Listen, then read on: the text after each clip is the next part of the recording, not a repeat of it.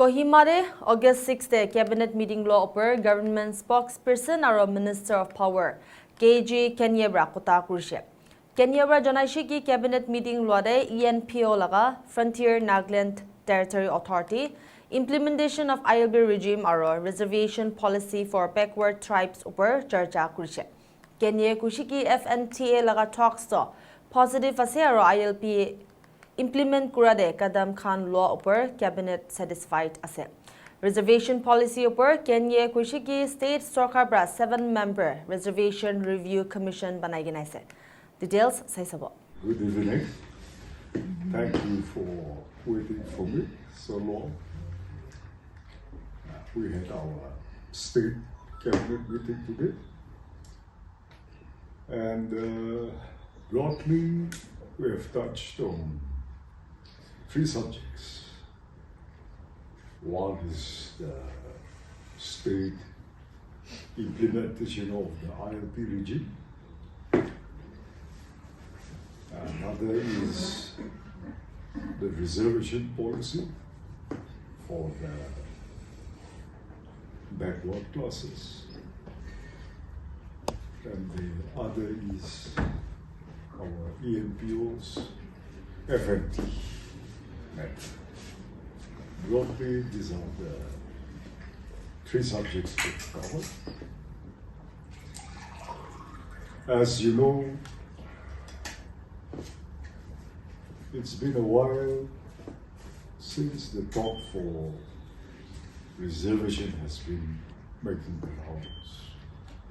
We have seen groups who have taken to the streets and have raised their wish at the reservation policy.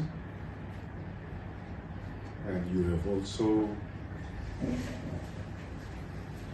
you are in receipt of the memorandums submitted by the other underprivileged groups.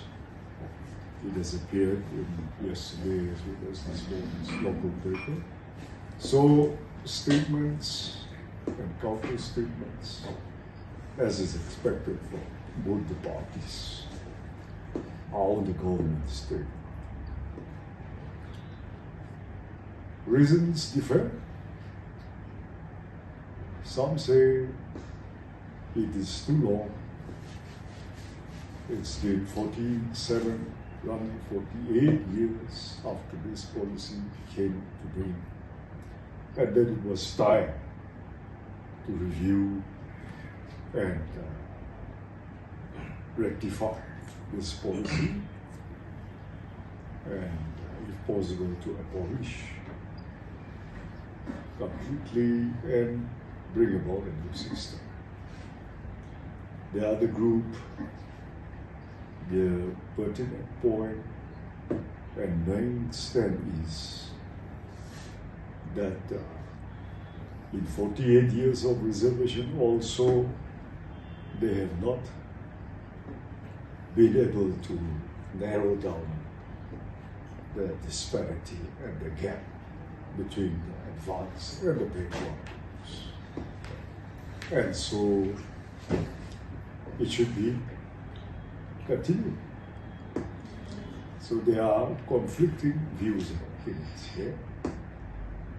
Anyway, the government stand is neutral. We have to be receptive to all sections of our people.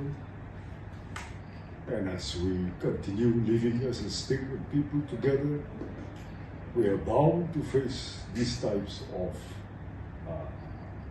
contradictory views and sometimes conflicting opinions like this also, which is quite natural anyway. But man is not born equal anywhere in the world.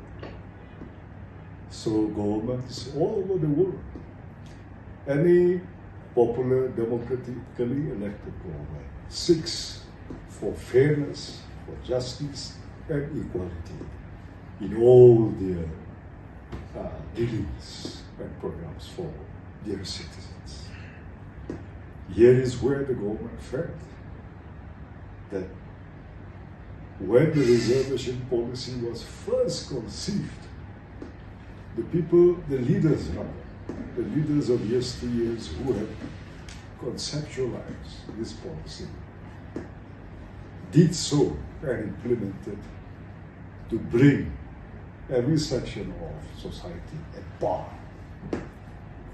and equality will be carried forward. So the objective of this reservation policy, if it is contested, should be viewed or reviewed from that angle as to whether this policy has achieved its desired goals and objectives. If we talk about length and duration, this country itself,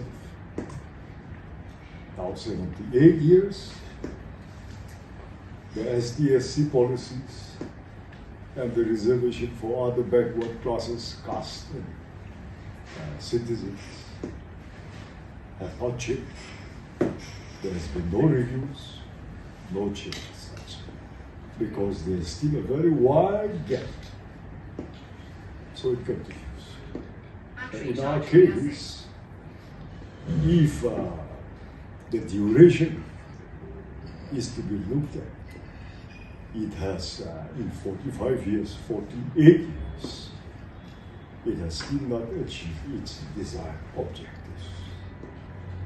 So there are different opinions here, but the duration and the period should not be the basis upon which this reservation policy should continue or not. Nevertheless, since there are lacunas here in these reservation policies, certain rectifications have to be made. And in doing so, there are good reasons for the people who have raised the issue of reviewing it. There are also good reasons for the other people to try to defend the reservation should continue, because the statistics and figures speaks it out. And when we look at it, the 5 tribes who are protesting against the reservation accumulates for about 64% of the entire government employment figures.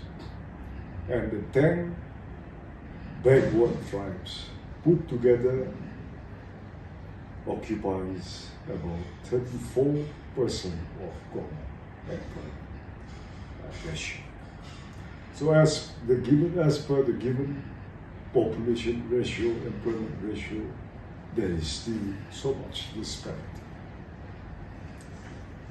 But in trying to rectify the minor as well as the major areas which have to be looked into again, as assured by the government, a commission is to be constituted, which will be called the Reservation Review Commission for this matter. And there had been discussion in the last cabinet also, and we have all agreed in principle that there will be a review. So this commission will be constituted as per today's decision of the cabinet. It will be headed by one chairman and 3 members, with 3 government officials. One is the HOD of the ENPO department, because it deals with this subject. The other would be from the Justice and Law Department, not necessarily the HOD, but a representative. And the third government officer will be not justice, the Home Commissioner of the state government. So these three will be the officials, and the chairman to spearhead this commission would preferably have to be a very high-ranking former Nagaland government official. This is for the highest in status, and that responsibility has been left to our chief secretary and the officials, who will examine a panel of names or the probable candidates to occupy this, and in consultation with our chief minister, they will finalize the name. The three other members will comprise of one from the Eastern Nagaland People Organization, ENPO block, one would be from the CNPC, Central Nagaland block, and excuse me, one would be from the Teneme Union Nagaland.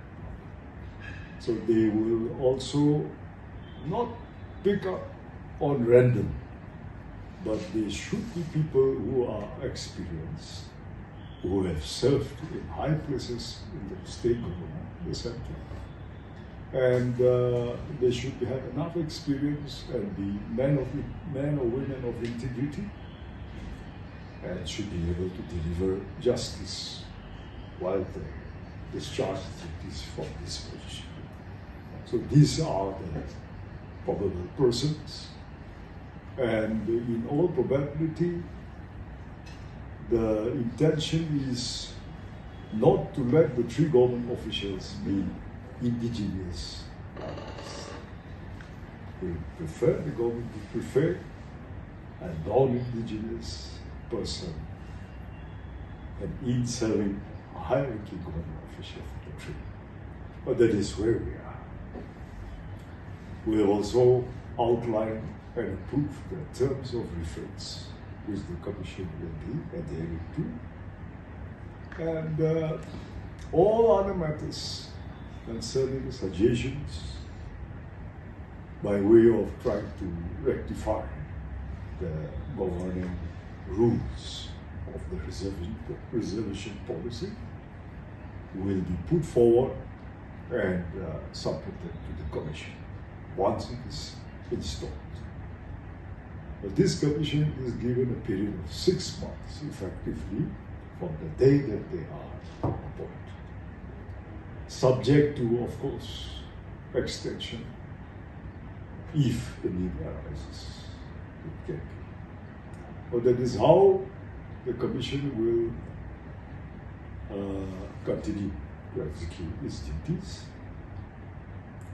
and they will submit their reports at the earliest possible date, and it will be taken up again by the Cabinet for consideration, review, whatever.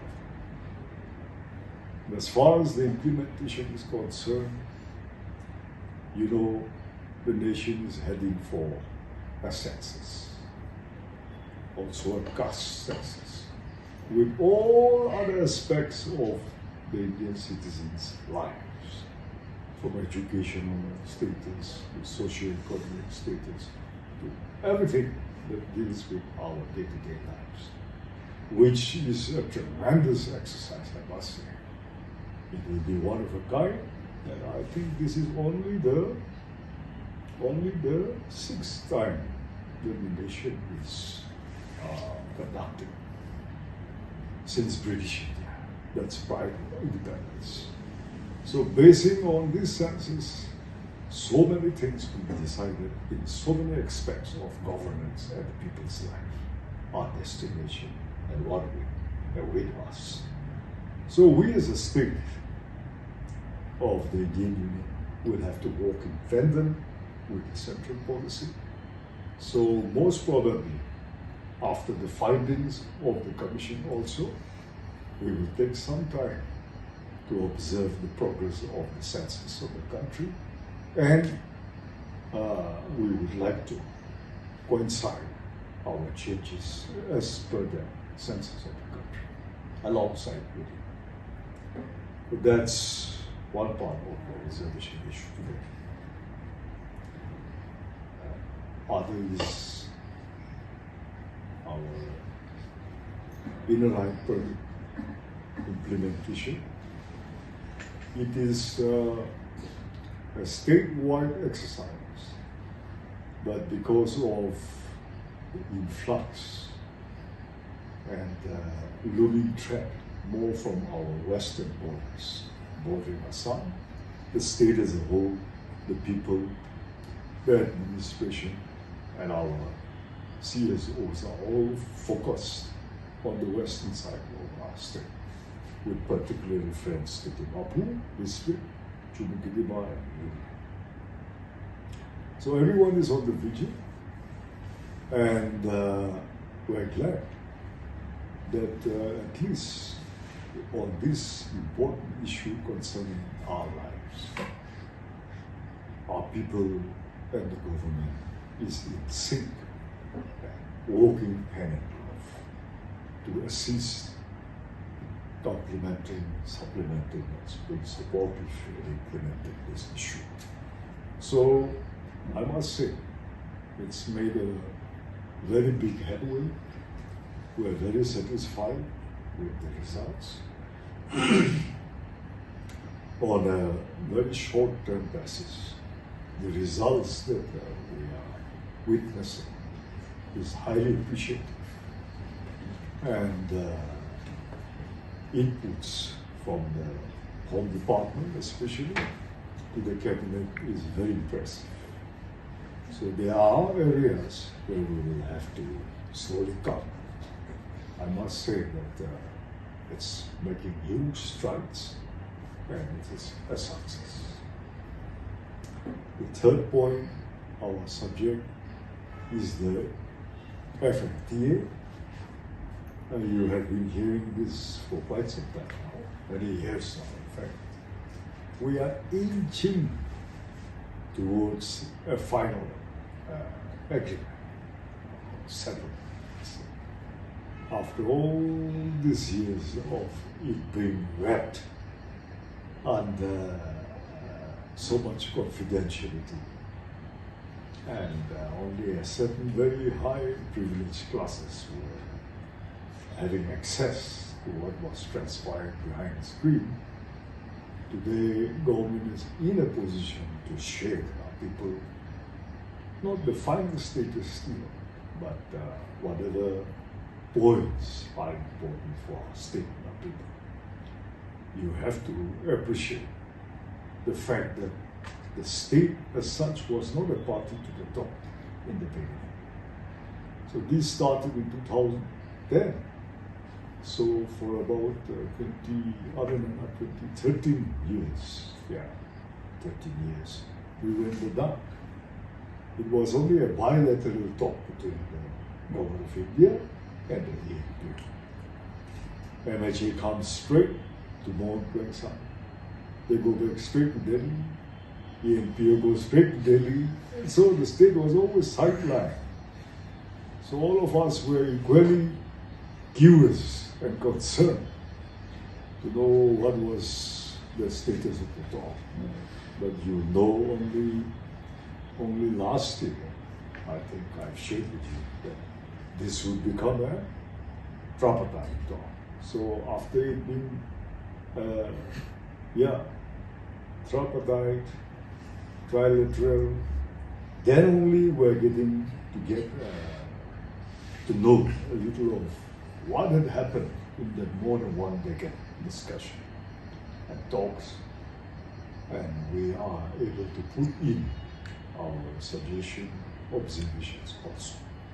It's just about a year that the state has come to the picture, and it's not very easy to make people roll back after they've gone so far and to restart again by streamlining, correcting, or by way of bringing out a new approach to anything. It's not easy.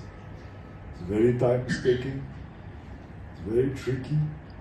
So on their part also, both the parties, the NHA, Govt of India, and the ENPO, and the leaders, they had also undergone a very strenuous time with so much exercises, having to recast on so many areas of the approach.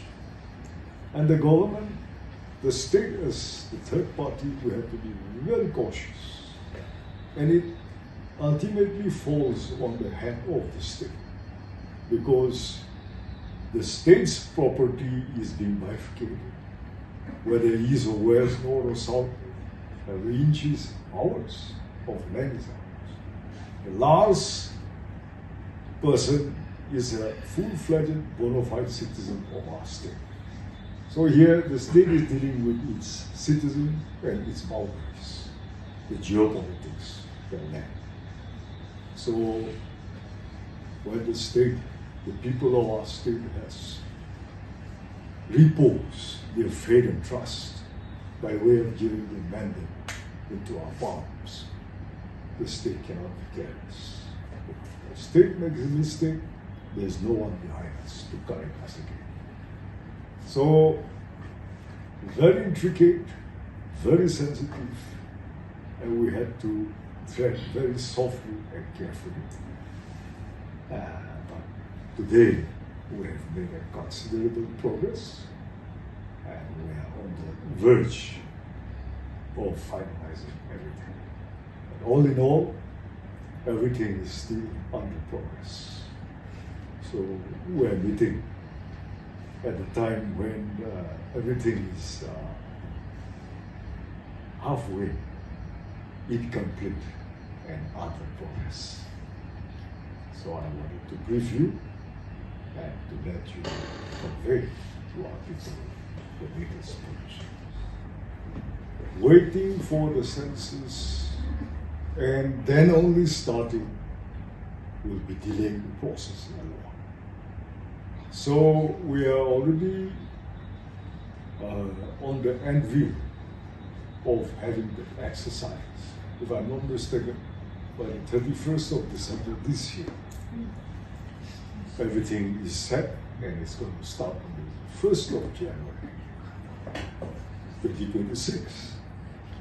And now we are more than halfway across this year. That gives us about 2-3 months effectively. So our exercise will also have to start alongside. So it will start at the beginning. Sir, is there a timeline set for the commission to submit the report? Yes. 6 months we have given them, which is extended if they so desire. About the tribes being given the one each from the CLTC, then LTC and ENPO and the Tenime Union, they will be selecting by themselves, or how is it being used?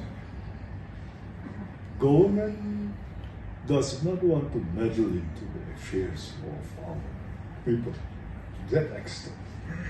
It would seem very dictatorial. So that authority opportunity is being given to the blocks, the 3 blocks. Consult among themselves and bring out the best person they feel should represent their block. That is where we are.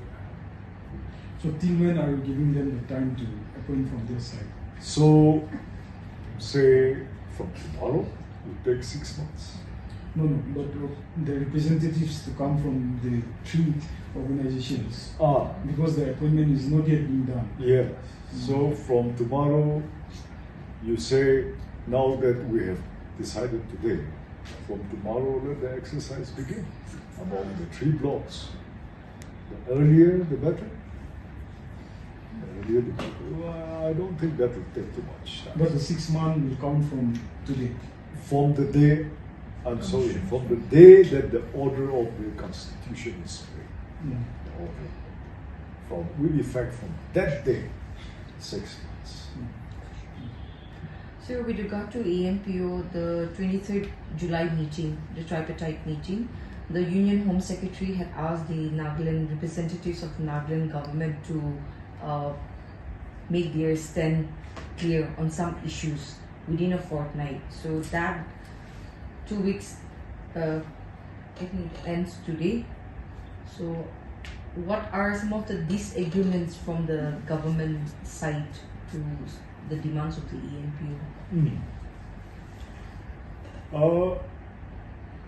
Many points, many pertinent points have come to light only today. All these documents, as I said, were not accessible to many of us over all these years.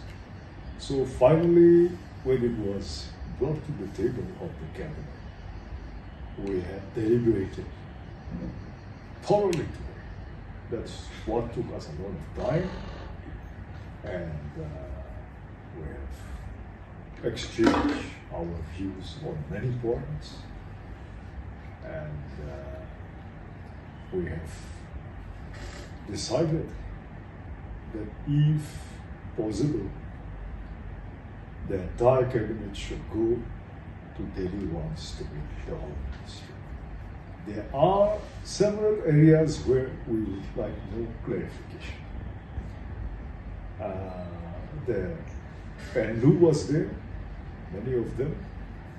They were also, unfortunately, they were also, I think, kept at bay.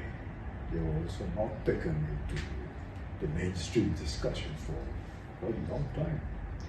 So we were all equally a little confused on certain points. So we have to hear it from the horse's mouth. We have to hear it from the horse's mouth. So in all probability, we'll be making article. Is there going to be a new article under a new clause under Article 370 for the creation of FNTA, and also whether the proposal of the NLU for ex-officios, appointment of ex-officios, has that been rejected, or just that the ex-officios would have the voting rights? Yeah, that was a major cause of concern. That point dealing with a new article. So, whereas all the while we have been made to understand, you've gone on record also, and that it will be under, whatever entity is worked out, it will be under Article 371A. So that is meaning to say there will be no bifurcation of the state. There will be a component within the 371A state. But today, one corner of our deliberation more or less started implying that there would be a new article, and it's supposed to have been a suggestion made by people at the center. So that is one reason why we want to hear it from the horse's mouth. Because voting rights, ex-officials, 40-something members of the regional council, the sitting present 20 legislators, all the government nominees, and so many other things, all other things rather, will depend on the status of the new entity, the FNT. Whether it will be a component arranged from within the 371A, or will they be given a new article? So it makes a world of difference, and completely different. Supposing it becomes Article 371K, for example, because A to J you already have North District and Maharashtra. Manipur, Assam is B, Manipur is C, Mizoram is D, Sikkim is E, and so on and so forth. Other states also. Arunachal is F, H, I, J. Now, if they say that this new entity will be Article 371K, that would mean that something out of 371A is wrong. And it's no more a part of A because it's got a new chapter. Then that would mean a world of difference, and there would be, in fact, the state would have nothing to do with it anymore. So, before we proceed further, I think there are certain areas like that which we have to accept. And ENPO never meant that they would go out of A and do, or nobody ever said that. So what we intend to, but what is actually taking place should not contradict each other. That will be catastrophic for us. So things like that. So my last two questions. So I suppose what we could understand is that the state government is not agreeable to this very particular proposal put forward by the centre. That's one. And the second question is, I always keep asking, is the state government agreeing to the financial, apart from the legislative and executive, is the state government agreeable to the demand of the ENPO for financial autonomy? Others are minor, whether it be judiciary, finance, administrative legislation. Others are all minor. The state has no objection. What the state and the people are concerned is whether we are going to be bifurcated by way of giving them a new article, whether 371A is going to be again under scrutiny of the Parliament, which we have a lot of apprehensions, our people, and would not like to let it go to the floor of the House again. So, Article 371B, like Assam, they already have two autonomous councils, Guardian Law, Board of Land. B has never been bifurcated.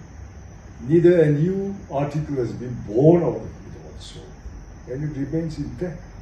Whereas the components have been fitted within A. Why can't we have something like that?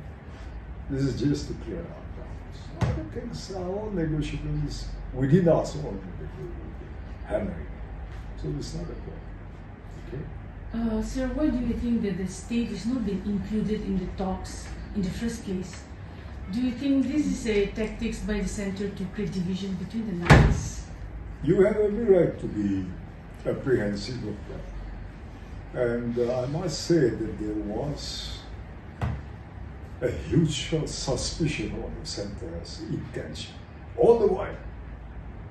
Only after last year they included the state as a third party. Now those doubts are receding. Otherwise, centre's intention and motive was questionable. So today, I would allay the fears of our people and reassure our people.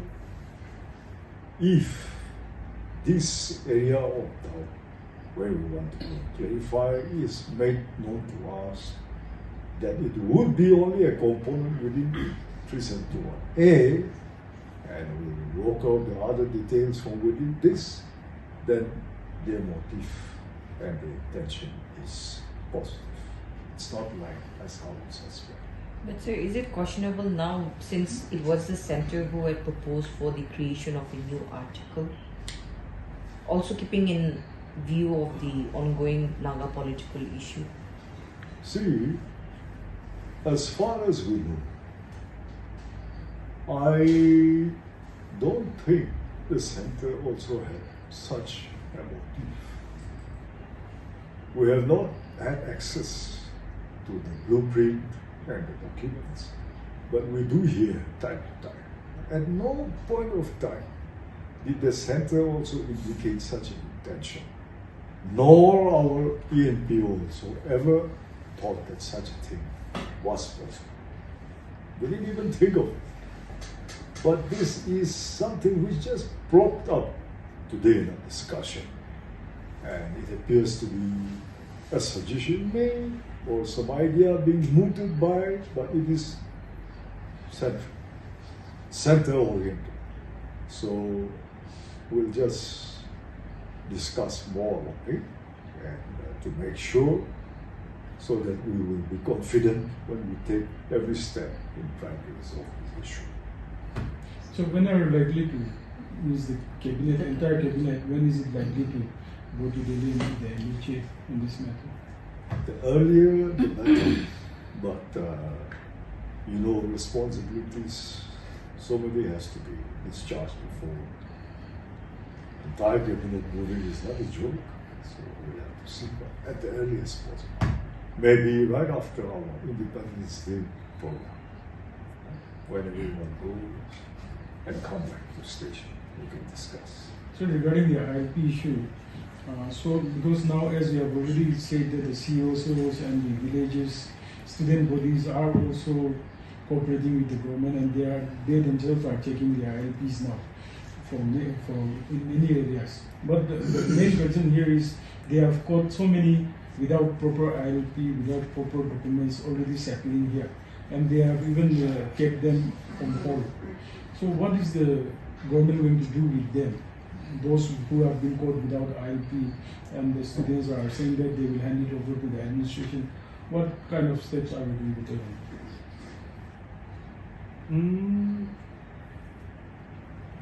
Everything is just starting to coordinate.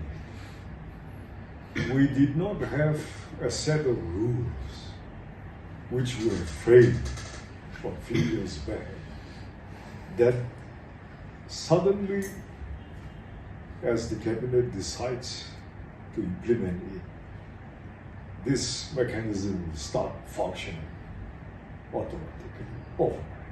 You know? You must also appreciate the fact successive governments, ever since the inception of our state in 1964 till 2019, all this government, they were handicapped. Handicapped why? Because the ILP regime born out of the 1873 Bengal Eastern Frontier regulations and was not incorporated into the Constitution of India until December 2019, only after the President of India gave the assent. It became a law, a full-fledged law. Let's travel back to history. After all, everything is connected there. We will not go beyond 1947. I've already wrote a small book on the history of our inner-life permit regime, dating back to 1873. Now it came about British India. You can read through it. But this policy was implemented during British India. And in 1947, on the eve of India being given independence, on the eve of the Englishmen and the British government leaving the continents of India, you are familiar with the 9 Points Agreement. Sometimes it's called the Sir Akbar Hydari Agreement, in between the NNC and Sir Akbar Hydari, who was the governor of then Assam province, the combined nobles, as the representative of India, 3 months before India's independence. In June 1949, they met and the 9 Points Agreement was worked out. Well, several points are there, but this 1873 was the point number 9, which they asked to the government of India that in the changeover of powers and India being a full-fledged nation, this should be incorporated into the Constitution and should continue in these areas where it is implemented. Unfortunately, after 3 years, when the new Constitution of India was drafted in 1950 by the Constituent Assembly, it never found place in the new constitution. It was removed. So, yet it existed only as an ordinance, an executive law, an executive order.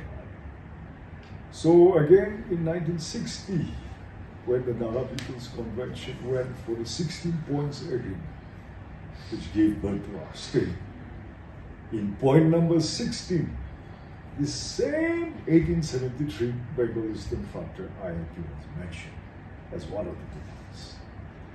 But in December 1962, when Jawaharlal Nehru, the then Prime Minister, brought into the Parliament for enactment of the 16 points, only 4 points were there. And this was not incorporated. It still remained as an ordinance. So there's a huge difference between an enacted law by the Parliament, which is full-fledged law, and an ordinance which is a presidential decree issued by a government, which can be removed overnight. So the state government was handicapped in implementing. And every now and then, government of the days in the center used to give directives to the state government. Do this, don't do this, cover the Mapu, don't cover the Mapu, all these sort of things. So under such kind of directives, the successive governments could not really implement it with full speed and determination. But in the last 9th amendment of the Principal Citizenship Act, on December 11th in the Lok Sabha, 12th in the Rajya Sabha, the Parliament enacted and inserted a new section called Section 6B, wherein 4 clauses were there, and this inline permit Bengal Eastern Frontier 1873 figured as per the Home Minister's assurance to our delegation. It was really there. So it was enacted, and now it is incorporated into the Principal Citizenship Act of India. It is a full-fledged law. Immediately, Government of Manipur implemented in 2020, January, in 1 month's time. They could realize 1 crore rupees from ILP fees. All depends on the state government's determination. So in our case, it took some time to roll out a policy and a mechanism. And lately, the Home Department and our Police Department, administrative officers and their subordinate colleagues are all struggling to put things together to make it function smoothly. And so, to start with, we have Cabinet Subcommittee on the Inline Permit Regulation. We have set 2-3 times, and to start with, we have categorized, put different people under different categories with which the government administration and strict executive forces should start implementing. You are seeing it now.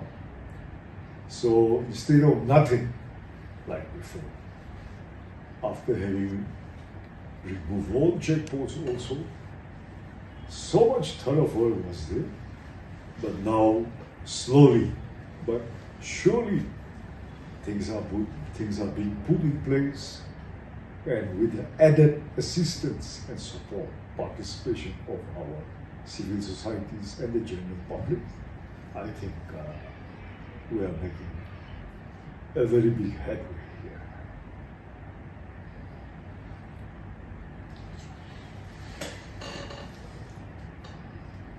My last request is that people of our state, let us not take law into our hands, and let us not be vindictive Let us not be too strict and stringent, and know how to implement this law, use it in a reasonable way. The consciousness has dawned on our people, which is itself a very big success.